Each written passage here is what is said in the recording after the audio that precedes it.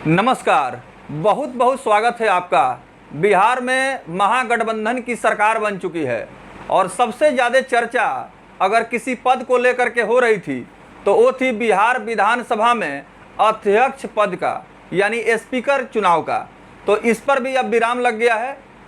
सर्वसम्मति से अवध बिहारी चौधरी को बिहार विधानसभा में स्पीकर के पद पर सुशोभित किया जा चुका है और सदन में अवध बिहारी चौधरी ने तमाम बिहार विधानसभा के सदस्यों को संबोधित भी किया।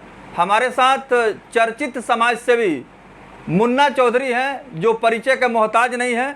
इनसे हम चुनावी मुद्दे के साथ साथ सामाजिक और राजनीतिक जीवन जो रहा है अवध बिहारी चौधरी का, इन्हीं सब विषयों पर इनसे हम बातचीत करेंगे। चूँकि मुन्ना चौधरी अवध बिहारी चौधरी के काफ़ी करीबी माने जाने वाले व्यक्तियों में आते हैं और जैसे कि एक इंटरव्यू मैंने दिखलाया था कि जब बिहार में महागठबंधन की सरकार बनी तो इन्होंने सिवान से एक विशाल काफिला लेकर तरवारा बाजार पहुंचे हुए थे, जहां गर्मजोशी से अवध बिहारी चौधरी को इन्होंने स्वागत किया था और उस काफिले में काफ़ी लोगों का हुजूम इकट्ठा था और तमाम कार्यकर्ता और जो पार्टी के समर्पित लोग हैं वो मुन्ना चौधरी के साथ अवध बिहारी चौधरी का स्वागत किए थे। तो अब मुन्ना चौधरी क्या कुछ कह रहे हैं बिहार विधानसभा में अवध बिहारी चौधरी के अध्यक्ष पद पर ताजपोशी के बाद, तो आइए इनसे हम बात करते हैं। सबसे पहले मुन्ना चौधरी जी, बिहार विधानसभा में अवध बिहारी चौधरी सर्वसम्मति से बिहार विधानसभा में स्पीकर के पद पर सुशोभित हो चुके हैं और क्या कुछ कहना चाहेंगे मुन्ना चौधरी जी? यह बहुत बड़ी कामयाबी है। नहीं, कामयाबी तो पूरे जिला वासी, पूरे बिहार वासी की ही है कि जो वो गांधी के रूप में माने जाते हैं और वो गांधी के ही जैसा पद उनको मिला और माननीय मुख्यमंत्री श्री नीतीश कुमार जी, माननीय उप मुख्यमंत्री श्री तेजस्वी प्रसाद यादव जी और सारे दल के लोग, सारे विधायकगण, उन्होंने जो उनको मान सम्मान देने का काम किया, इसके लिए तो बिहार गणमान्वित है जी। तो आप अवध बिहारी चौधरी के काफ़ी करीबी लोगों में से हैं और जिस तरह से महागठबंधन की सरकार बनी और आपने जोरदार तरीके से अवध बिहारी चौधरी का आपने स्वागत किया, एक काफिला लेकर के आप पहुंचे हुए थे, तो क्या कहेंगे इस तरह का जो स्वागत आपने किया उन्हें? देखिए भाई जी, मैंने तो सबसे पहले कहूँगा कि मैं करीबी, मेरे जैसा बहुत सारे लोग करीबी होंगे हैं, ठीक है ना, लेकिन हमने एक उनका अंग बन करके, उनका सेवक बन करके, उनके पैर के चप्पल बन करके मैंने सेवा करने का भाव जानता हूँ। मुझे कोई ना राजनीति से मतलब है, ना मुझे कोई मुखिया बनना है, ना कोई एमपी बनना है, ना कोई एमएलए बनना है, ना कभी भविष्य में हम सोचे भी हैं, ना हमें कोई ठेका है, ना कोई ठंडा है, ना हमें कोई काम है। लेकिन मेरा माता पिता ने जो प्रेरणा देते थे कि अपने से बड़ों को आदर करना चाहिए, उस मुताबिक मैंने शुरू से, बचपन से लेकर के आज तक आदर करता रहता हूँ, आगे भी करूँगा। बिल्कुल। तो आपने उस इंटरव्यू में कहा था कि अवध बिहारी चौधरी सिवान के गांधी हैं, अब तो वो पूरे बिहार विधानसभा के एक सर्वोच्च संवैधानिक गरिमामयी पद पर उनकी ताजपोशी हो चुकी है, तो ऐसे में आप उनसे क्या उम्मीद करेंगे? मैं तो बहुत अच्छा उम्मीद करूँगा। मैं पूरे विधानसभा सदस्य लोग भी काफ़ी उनसे, उनके प्रेरणा से और उनके कार्यशैली से काफ़ी खुश हैं लोग और बिहार की जनता भी काफ़ी खुश है कि काफ़ी एक अनुभवी आदमी को, एक शिक्षित लोग को, पुराने राजनीतिक के व्यक्ति को उन्होंने चेयर देने का काम किया और उस चेयर को उन्होंने सुयोजित ढंग से चलाएंगे। बिल्कुल। तो अवध बिहारी चौधरी एक गृहस्थ परिवार में जन्म लिए, किसान का बेटा हैं, जैसे कि उन्होंने इंटरव्यू दिया पटना में कहा, और एक किसान का बेटा आज बिहार विधानसभा में तमाम विधानसभा के सदस्यों का नेतृत्व कर रहे हैं, चाहे वो सत्ता पक्ष हो या विपक्ष हो। तो उनकी जो जीवनी रही है, उनकी जो सादगी रही है, उसके बारे में क्या कहेंगे? नहीं, देखिए, वो गृहस्थ परिवार से आते हैं और उनका जीवनी यही रहा है जो हम लोग से तो बहुत बड़े हैं, हम लोग का पिता तुल्य हैं, तो हम लोग तो उनका बच्चे ही न हैं, तो उनका बहुत कुछ तो हम लोग नहीं कह सकते हैं। लेकिन जब से होश संभाला हम लोगों ने, तो उस समय से देख रहा है कि भाई उनको समाज के अंदर और उनको काफ़ी दबे कुचले शोषित लोग, जो वंचित लोग जो थे, उनका सेवा करने का उनका भाव था और उसी भाव के मुताबिक वो आराम से उन्होंने अपना राजनीतिक जीवन व्यतीत किया और आगे यहाँ तक, इस मंजिल तक पहुँचे जिस समय जिसका मैंने बिहार का, इंडिया के लोग देख रहे हैं। आगे जब उनका कार्यशैली, अभी तो कई दिन हुआ, चंद दिनों हुआ उनको चेयर मिले हुए, जब कार्यशैली लोगों ने देखेंगे और जो नेतागण पाएंगे और जो उनका जिस ढंग से चलाने का कार्यशैली होगा, उसमें और लोग प्रसन्न होंगे और बिहार के जनता भी प्रसन्न होंगे। सबके लिए है वो। बिल्कुल। मुन्ना चौधरी जी, अब आपके राजनीतिक और सामाजिक जीवन पर मैं आपका ध्यान खींचूंगा, क्योंकि आप परिचय के मोहताज नहीं हैं। समाज सेवा के क्षेत्र में लगातार आप सक्रिय रहे हैं। जैसे कि हमारे पास जो जानकारी उपलब्ध है उसके आधार पर मैं बोलना चाहूँगा, बताना चाहूँगा कि बहुत सारे गरीब बच्चों को आपने आगे बढ़ाया है, उन्हें शिक्षा दिया है, हर तरह से आर्थिक मदद दे करके उन्हें आप उनके पैरों पर खड़ा करने का काम किया है। जैसे कि एक दलित बच्चे को, एक गरीब बच्चे को आपने परवरिश किया, शिक्षा दिया और एक अच्छा मुकाम पर है। तो इस तरह की समाज सेवा की जो भावना है वो आपके दिल में कैसे आई?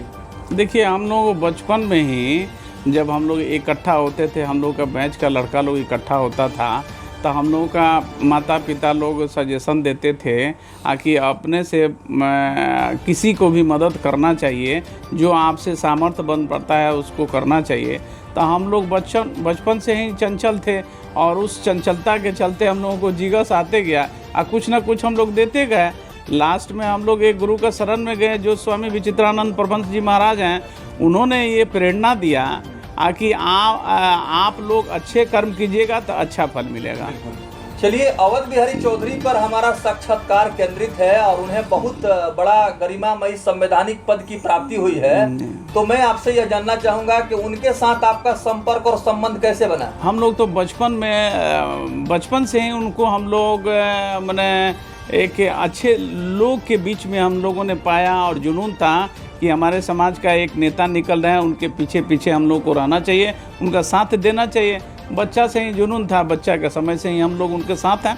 जैसे कि जानकारी अभी मिलती है कि उनका कोई सभा था, राजनीतिक मंच उनको साझा करना था, और जैसे आपको जानकारी मिली आप अपने मित्र मंडली के साथ उस सभा स्थल पर पहुंच गए थे। जी हाँ, पहुंचे थे। लकड़ी में उनका एक कार्यक्रम था। अभी वो श्री जनार्दन तिवारी जी भी चुनाव मैदान में थे और माननीय श्री अवध बिहारी चौधरी भी चुनाव मैदान में थे। हम लोग बच्चा थे उस समय, सुन करके कि हाँ चौधरी जी का प्रोग्राम वहाँ चलने जा रहा है, लकड़ी में कार्यक्रम है, तो हम लोगों ने भी गया। तो साइकिल, उस समय तो साइकिल की साधन थी और बच्चा थे हम लोग, घर से चुपके से अपना निकले लोग और गए। तो एक बलेथा बाज़ार है, उस बलेथा बाज़ार पर मेरा साइकिल पंचर हो गया। उस समय हमारे पास पैसा भी नहीं था, तो हम अपना शॉर्ट बंदी करा करके एक सीताराम मिस्त्री रहा करते थे, उनके यहाँ मैंने अपना साइकिल का टायर बनवाया और बनवा करके और फिर गंजी और पैंट पर हमने उनके सभा स्थल पे पहुंचा। वहाँ पर ही जब गए तो उधर से फिर हमने वापस आया तो मेरे गांव का एक काका थे, वो काका मिले। हम बोले कि ये काका, हमारा पास पैसा नहीं है, हमको पैसा दीजिए, चूँकि भूख भी लग चुका था। तो उन्होंने 1 रुपया हमको दिए और दे करके मैं 4 आना का साइकिल बनवाया और 8 आना का चना खाए और 4 आना ले करके अपने घर चले आए। तो जैसे कि आप देख रहे हैं कि राजनीतिक और सामाजिक जीवन में मुन्ना चौधरी ने कभी हार नहीं माना और विषम परिस्थितियों का इन्होंने सामना किया और जिस जज्बा, जुनून और उत्साह के साथ लगातार यह अपने मंजिल तक बढ़ने का प्रयास करते रहे, आज यही वजह है कि आज उस मुकाम पर हैं और आत्मनिर्भर हैं, स्वावलंबी हैं और आज हर क्षेत्र में समाज सेवा कर रहे हैं और एक अच्छे समाज सेवी के रूप में इनकी पहचान बनती जा रही है। जैसे कि अभी जानकारी है मुन्ना चौधरी जी कि एक व्यक्ति जो कि मतलब कला से जादूगर थे, जी, उनके पास कला दिखाने के लिए कोई साधन सुविधा नहीं थी, प्रतिभा था, उनके पास हुनर था, जी, लेकिन कई जगह वो गए, किसी ने उनको जो है उनके प्रतिभा को नहीं समझा और आपने उससे उन्हें मदद किया। और एक दिन टेलीफोनिक बातचीत हुई तो उस जादूगर ने भी स्वीकार किया कि मेरे कामयाबी में समाज सेवी मुन्ना चौधरी का बहुत बड़ा योगदान है। उस विषय को थोड़ा बताएं ताकि अन्य जो प्रतिभावान लोग हैं वो भी अपना हौसला बनाए रखें। देखिए, वो जादूगर थे तो एक मेरे मित्र के साथ आए हुए थे और बहुत कोमल उम्र का बच्चा थे, तो वो हमारे पास आए और चाय चुय पिए और वो लोग बातचीत करके गए। तो मेरे घर से गए तो कुछ दूर चल के गए तो उनको पता ना क्या मिजाज में आया वो जादूगर साहब को कि भैया आपके मित्र के पास मैं चल के कुछ कहना चाहता हूँ, हम कह सकते हैं कि नहीं। उन्होंने कहा कि यार उनके पास चलो, जो कहना है कहो। उन्होंने आए और वो शर्मा जी, वो हैं उत्तर प्रदेश का रहने वाले जादूगर हैं, पडरौना का। मैंने उनको पहचानता नहीं था, मैंने आज भी नहीं पहचानूँ, उनका घर भी मैंने नहीं देखा हूँ। और उन्होंने बताया कि सर मैं एक जादूगर कला से बिलोंग करता हूँ, लेकिन संसाधन मेरे पास नहीं है, जिसके चलते मैं बेकार पड़ा हूँ, मैं बहुत पुअर फैमिली से आता हूँ। मैंने बोला कि आपको क्या मदद करने की ज़रूरत है बताइए। उन्होंने बताया कि मुझे 5 लाख रुपया अगर हमको मदद मिल जाता तो हमने इस कार्य को हम अपने माने काफ़ी आगे निकाल सकते हैं। हमने बोला कि कैसे जाने आपको कि जादूगर हैं। तो उन्होंने एक आध कला उन्होंने मेरे सामने पेश किया और मुझे लगा कि ये होनहार व्यक्ति हैं और इनको थोड़ा कोऑपरेट करने से इन्होंने अगर आगे बढ़ जाते हैं तो मेरा भी नाम होगा, मेरा भी कृत होगा और ये समाज के अंदर कुछ अपना जज्बा दिखाएंगे, जिसे महसूस होगा कि भाई जादूगर कुछ है नहीं, जादूगर एक कला है, लोगों में भय व्याप्त नहीं होगा। उन्होंने यही कार्य किया और उनको मैंने काफ़ी अच्छा खासा एक मदद के रूप में मैंने कुछ अमाउंट दिया और उस अमाउंट से उन्होंने आज करीब करीब करोड़ों रुपया का उन्होंने एसेट बना करके कार्यक्रम करते हैं। मुझे भगवान के रूप में उन्होंने संबोधन करता है और भगवान के रूप में वो मानते भी हैं। ऐसे बहुत सारे मजबूर, कमजोर, असहाय लोग हैं जिनको मुन्ना चौधरी ने निस्वार्थ भाव से सेवा करके उनके इस प्रतिभा को संवारने का काम किया है। यही वजह है कि ऐसे प्रतिभावान और प्रतिभाशाली नौजवान इनके सहयोग से काफ़ी नाम रोशन कर रहे हैं और अपने भविष्य को उज्जवल बना चुके हैं।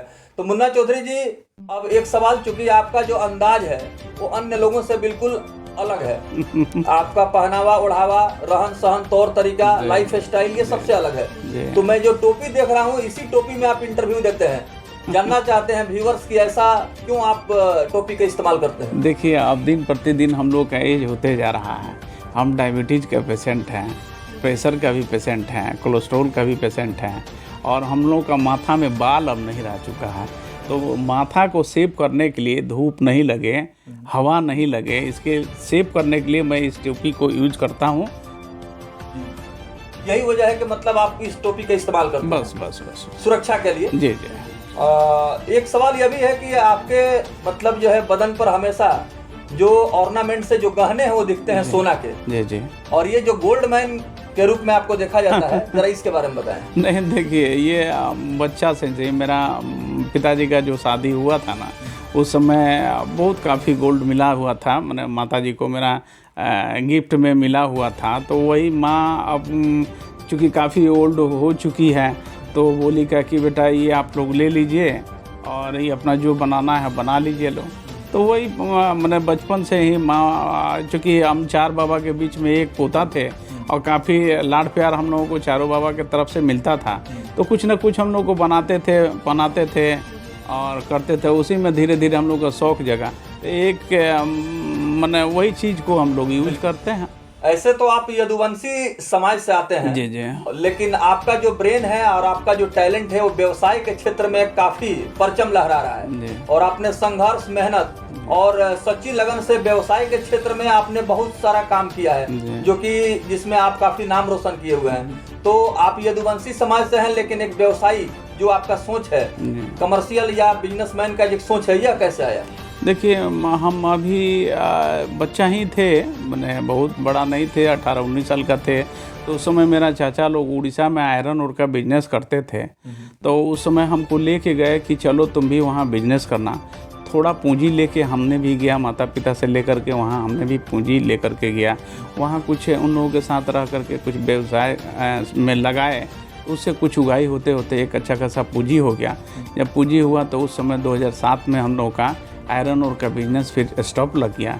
जब वहाँ से स्टॉप लगा तो फिर हम लोग पाकुर के तरफ, झारखंड में ही पाकुर में अब गिट्टी का, स्टोन का व्यवसाय हम लोगों ने शुरू किया। बिल्कुल। तो चर्चित समाज सेवी मुन्ना चौधरी से बातचीत हो रही है। समाज सेवा, राजनीति और व्यवसाय के क्षेत्र में इनकी अभी तक जो उपलब्धियां रही हैं, इन्हीं सब विषयों पर हम इनसे सवाल पूछ रहे हैं। मुन्ना चौधरी जी, जिस तरह से लोगों की आशा और उम्मीद आपसे बढ़ती जा रही है और जनहित में, समाज हित में बहुत सारा व्यवहारिक रूप से आपने काम भी करके यह साबित किया है कि आप एक सच्चे कुशल समाज सेवी हैं, जिसका प्रतिफल और परिणाम यह है कि ऐसे समाज सेवियों के नाम में आपका भी एक नाम है और इस तरह का कार्य आपने किया भी है। जहाँ तक मेरी जानकारी है और मीडिया के माध्यम से भी इस तरह की खबरें भी पब्लिक तक सार्वजनिक हुई हैं। तो मैं आपसे जानना चाहूँगा आने वाले समय में अगर कोई ऐसा जनता प्रस्ताव लेके आती है कि आप जो है बिहार विधानसभा चुनाव की तैयारी करें, जैसे कि नाम की चर्चा चल रही है, क्या कहेंगे इस पर? नहीं, देखिए, राजनीति से हम बहुत दूर हैं। राजनीति हमको एकदम पसंद नहीं है। आप जो भी करते हैं अपने अभिभावक माननीय श्री अवध बिहारी चौधरी जी बिहार विधानसभा अध्यक्ष के लिए मैं करता हूं कि उनका पब्लिक सबका प्रेम स्नेह रहा है, तो मैं भी उनके लिए लगन रखता हूं और उनके सेवा में रहता हूं कि पब्लिक का जो काम हो सकेगा, जो हम लोगों से मदद मिलेगी, जो उसका बेनिफिट हमारे नेता को होगा। बिल्कुल। तो चलिए, चलते चलते मुन्ना चौधरी जी आपसे अंतिम सवाल मैं पूछूंगा, और इस सवाल में कहीं ना कहीं एक बहुत बड़ा सवाल भी छिपा हुआ है कि बहुत सारे ऐसे लीडर्स हैं, पॉलिटिशियंस हैं या सोशल वर्कर्स हैं जो किसी न किसी माध्यम से राजनीति के क्षेत्र में पदार्पण करते हैं और उनकी एक भविष्य में सोच होती है कि हम इस क्षेत्र में करियर बनाएं।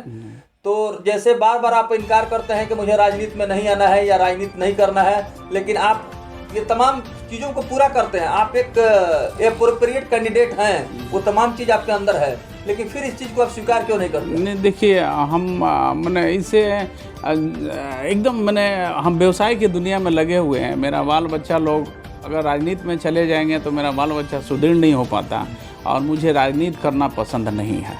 चलिए, सामाजिक राजनीतिक जीवन में हमने आपसे सवाल पूछा, पारिवारिक जिंदगी का भी सवाल, चूंकि बहुत सारे लोग जानना चाहते हैं। आपके जो बेटे हैं, बेटियां हैं, वो भी शिक्षा के क्षेत्र में बहुत अच्छा कर रहे हैं। किस तरह की आपने उन्होंने परवरिश की है, क्या शिक्षा और तालीम आपने दी? मेरा बच्चा बच्ची 0 से लखनऊ में मेरा पिताजी सर्विस करते थे। वहाँ मैकेनिकल इंजीनियर की रुको यूरिया फर्टिलाइजर केमिकल लिमिटेड में मैकेनिकल इंजीनियर थे, और मेरा तीनों बच्चा लोग वहीं 0 से पढ़ा लो। उसके बाद पिताजी रिटायर कर गए। रिटायर करने के बाद जमशेदपुर में हम लोगों ने बिजनेस कर रहे थे, तो वहाँ हम लोगों ने शिफ्ट करवाया, और शिफ्ट करवाने के बाद में मेरा बेटा का एडमिशन हो गया रामकृष्ण मिशन में स्कूल में, और बेटी का हो गया जमशेदपुर रामकृष्ण मिशन स्कूल में।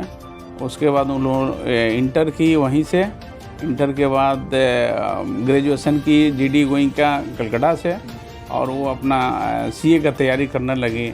आप सभी लोगों का आशीर्वाद से, गुरु का आशीर्वाद से, सारे समाज के आशीर्वाद से मेरा जो कर्म था उस कर्म के मुताबिक मेरे बाल बच्चों के ऊपर फला, और मेरा बच्ची सीए कंप्लीट कर ली, और बेटा आईटी सेक्टर में है, जो कि अभी ट्रेनिंग में गए हुए हैं। फ्रांस का कंपनी है, फ्रांस में उन्होंने ट्रेनिंग में गए हुए थे। अगले महीना में बीपीएससी का एग्ज़ाम है, वो आ रहे हैं।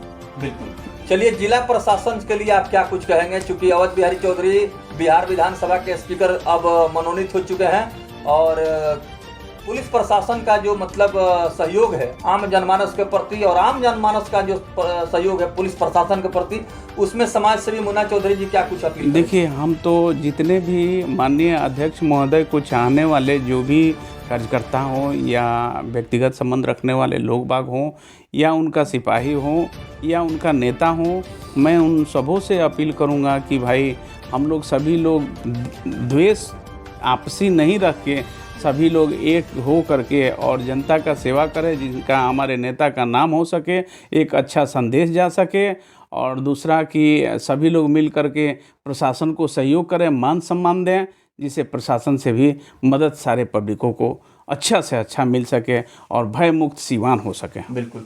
तो ये थे चर्चित समाज सेवी मुन्ना चौधरी। अवध बिहारी चौधरी के बिहार विधानसभा स्पीकर पद पर मनोनीत होने के बाद उनसे हम सीधा साक्षात्कार उनका ले रहे थे, और कई अहम सवाल हम लोगों ने पूछा। अब बड़ी बेबाकी से मुन्ना चौधरी ने तमाम सवालों का जवाब दिया। बतलाते चलें कि अवध बिहारी चौधरी वो किसान परिवार से आते हैं, उनकी शिक्षा दीक्षा यहीं अपने ग्रामीण परिवेश में हुई है। साथ ही साथ जीव विज्ञान के वो विद्यार्थी रहे, और एक बार वे डिमॉन्स्ट्रेटर पद पर भी वो कार्यरत रहे।